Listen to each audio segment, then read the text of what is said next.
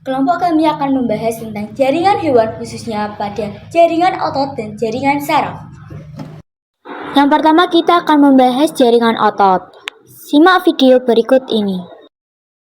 Jaringan otot merupakan jaringan yang disusun oleh sel-sel otot. Jaringan ini memiliki kemampuan berkontraksi tinggi sehingga dapat menggerakkan bagian tubuh. Setiap sel otot disusun bagian-bagian berikut ini. Yang pertama, tendon merupakan jaringan ikat yang menghubungkan otot dengan tulang. Epimysium, jaringan elastis yang mengelilingi lapisan terluar otot. Fasciculus, bundelan serabut-serabut otot yang terdiri dari sarkolema sebagai membran otot. Di dalamnya terdapat sarkoplasma, serat otot atau myofibril disusun oleh satuan-satuan yang lebih kecil berupa miosin dan aktin. Miosin merupakan bagian myofibril yang berukuran tebal, sedangkan aktin berukuran lebih halus. Kedua bagian myofibril ini disebut juga dengan myofilamen. Aktin dan miosin inilah yang menyebabkan sel otot mampu berkontraksi. Daerah sebagai unit fungsional yang disebut sarkomer yaitu unit pita I dan pita A, garis M dan garis Z, serta zona H. Pita I hanya mengandung aktin dan menghasilkan daerah terang pada otot. Pita A mengandung aktin dan miosin sekaligus menghasilkan daerah gelap. Garis M merupakan bagian dari pita A yang mengandung filamen kasar di bagian tengahnya. Garis Z merupakan garis penghubung antar sarkomer, dan zona H adalah daerah terang sempit di antara daerah gelap pita A, dan daerah ini hanya mengandung miosin saja. Otot dapat menggerakkan rangka kita dengan cara kontraksi dan relaksasi. Kontraksi merupakan keadaan saat otot menegang dan memendek. Saat otot berkontraksi, miosin menarik aktin sehingga pita I memendek dan zona H hilang. Gabungan protein aktin dan miosin ini disebut juga aktomiosin. Relaksasi merupakan keadaan saat otot kembali memanjang setelah mengalami kontraksi. Saat relaksasi, miosin melepas aktin sehingga pita I kembali memanjang dan zona H kembali muncul. Dan seperti inilah catatan tentang cara kerja otot saat akan kontraksi, otot berkontraksi, dan relaksasi. Bisa dipahami ya? Selanjutnya kita akan membahas jenis-jenis jaringan otot berdasarkan bentuk otot, dan dibedakan menjadi 3 jenis. Ada otot polos, otot lurik, dan otot jantung. Yang pertama otot polos, karena kontraktornya tidak memantulkan cahaya berselang-seling sehingga sarkoplasmanya tampak polos dan homogen. Berbentuk gelendong dengan bagian tengah besar dan ujung runcing. Inti sel terletak di tengah, kontraksi lambat dan lama, serta tidak mudah lelah. Tidak memiliki diskus interkalaris involunter yaitu di luar kendali. Yang kedua ada otot lurik yang bisa disebut juga dengan otot rangka karena berbentuk sel silinder atau serabut panjang, memiliki inti sel berjumlah banyak dan terletak di tepi sel. Kontraksinya cepat, tidak teratur dan mudah lelah.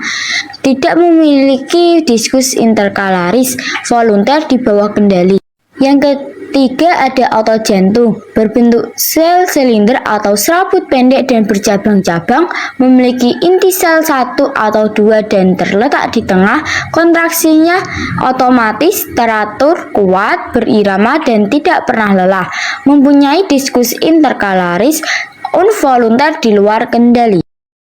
Selanjutnya kita akan membahas tentang jaringan saraf.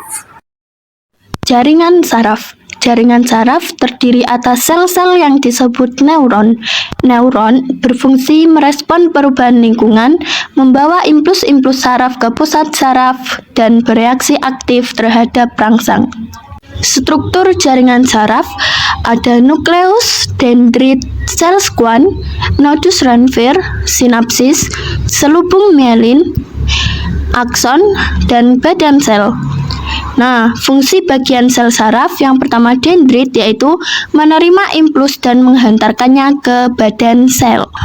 Yang kedua, badan sel, yaitu berfungsi sebagai menerima impuls dari dendrit dan meneruskannya ke akson. Yang ketiga, nukleus. Nukleus berfungsi mengatur aktivitas neuron. Yang keempat, ada akson, yaitu menerima impuls dari badan sel dan menghantarkannya ke sel saraf lain melalui sinapsis. Yang kelima, nodus Ranvier berfungsi sebagai mempercepat menghantarkan impuls. Yang keenam, ada sel Schwann, yaitu berfungsi sebagai menyediakan makanan untuk akson. Yang ketujuh, selubung myelin berfungsi sebagai melindungi akson dan memberi nutrisi untuk neuron. Jenis-jenis jaringan saraf itu ada 3. Yang pertama, neuron sensorik, neuron motorik, dan neuron asosiasi. Yang pertama, neuron sensorik yaitu berfungsi sebagai menghantarkan impuls dari reseptor ke sistem saraf pusat. Nah, organ reseptor ini seperti alat indera. Yang kedua yaitu ada neuron motorik, menghantarkan impuls dari sistem saraf pusat ke efektor. Organ efektor tersebut yaitu otot dan kelenjar. Yang ketiga, ada neuron asosiasi. Neuron asosiasi berfungsi sebagai menghubungkan neuron sensorik dan neuron motorik. Nah, neuron sensorik dan neuron motorik ini terdiri dari otak dan sumsum tulang belakang. Bentuk neuron ini ada 3 seperti yang digambar. Yang pertama ini ada neuron unipolar. Nah, neuron unipolar ini itu terdapat pada hewan tingkat rendah. Yang kedua yang di tengah itu neuron bipolar. Nah, neuron bipolar ini terdapat pada retina, epitel, olfaktori, dan cochlea. Yang ketiga, neuron multipolar. Nah, neuron multipolar ini terdapat pada neuron motorik sumsum tulang belakang.